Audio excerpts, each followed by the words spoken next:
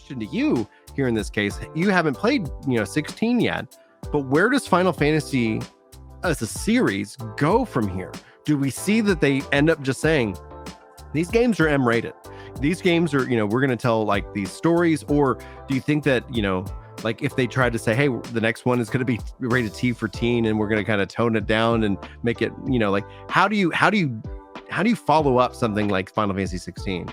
If we've learned anything from what Yoshi P has shared about his development philosophy, just kind of the theme behind what he believes, his goal is to separate the art at the development phase from don't worry about Metacritic, don't worry about rating, don't worry about price. Let's build a great story. Let's build a world we want to be in. And then once that's there, let's encapsulate that in our little tome of canon.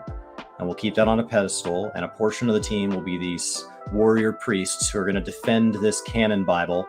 And we're going to just stick to that. And then we're going to let all the demons in. We're going to let in monetization and marketing and ratings boards and all these things that do have to exist as part of game development.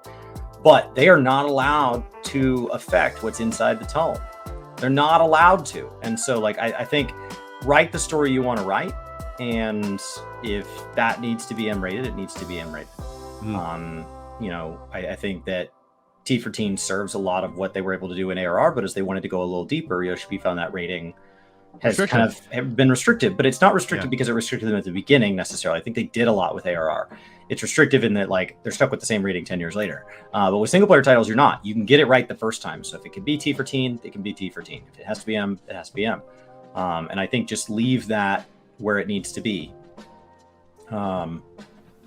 So like, I think that really comes through. It's one of the reasons I think it's weird that 16 is console exclusive, because so much about his philosophy is about delivering a great game to everybody that can experience it. And so like, that's the only part of 16 that is not just a manifestation of what Yoshi P has been saying. And he's not the only person on the team. He's not the only person driving that boat, but everything that I'm hearing about 16 is a living action-based example on the stuff he says, because words don't weigh that much, but his actions do. And like his actions, 16 seems like it's a love letter to all the things about game development that he wishes were going on in single-player RPGs, except when he says games should be available to everybody that can.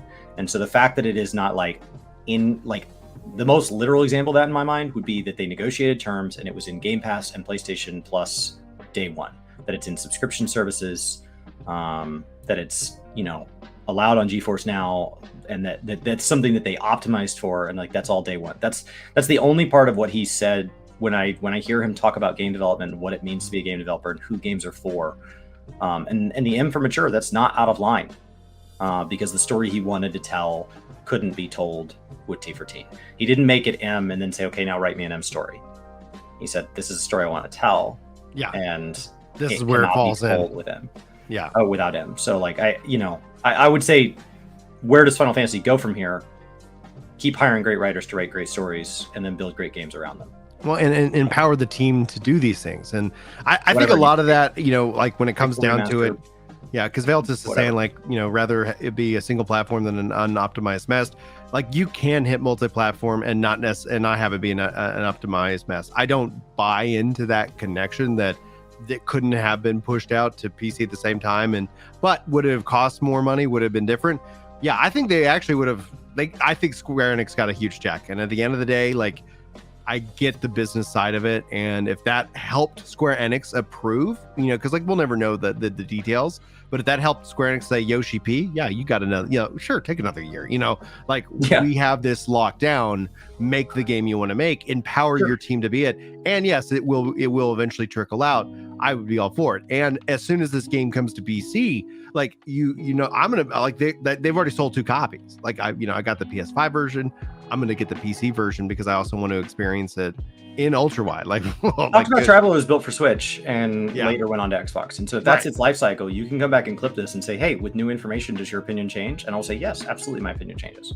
I don't take back what I said just now, but I am saying with new information. So if it's purely an optimization question and a quality of product, then that's fine. But that means that it comes out of exclusivity at the fastest possible rate. And there are statements he's made that imply that that may be the case, but none of them are so firm that we know. The thing I do appreciate because it can't about be. him, They wouldn't like that. Well, no, people who pay for exclusive do not want you going, and you can set your watches. It'll drop out of exclusivity on this date, because then a lot of us are like, great, then I'll wait. No, so and they're paying the hidden nature is what they're paying for. A part of that also is marketing too, but you're right, because it's not like, so Yoshi. But the thing I do appreciate about Yoshi P talking about the PC version is that when it's ready, because if anybody here is a Square Enix fan and on PC, it is a hit or miss kind of environment. Like it literally is hit or miss, and that's where like I'd come back to like wanting them to support GeForce Now and doing these things that they aren't yet doing, because that's essentially where I see myself as a gamer being able to take advantage way easier of just like, give me it in the cloud. And for the parents out there, they understand. Not only in the cloud, because that is geographically very restrictive. Right. There are those but as an option, live somewhere that has good internet. That's a great option. Right. And all the parents that have the good internet, generally speaking, they're like, I'm tired of my, kids spilling like coffee into my, $3,000 PC, and now it's toast. Like we've all I have been like $300 Chromebook. Into GeForce Now. We're good. Oh no, I literally had a Logitech G Cloud. And one of my kids destroyed it. And I was like, all right, when I can afford it, I'm going to order another one because I like that device so much. But it hasn't eaten lunch in months. They were just paying off that laptop. They were working just hard. Missed lunch. I don't know what to tell you. Lunch is $5 a day. We feed our children. We feed our children.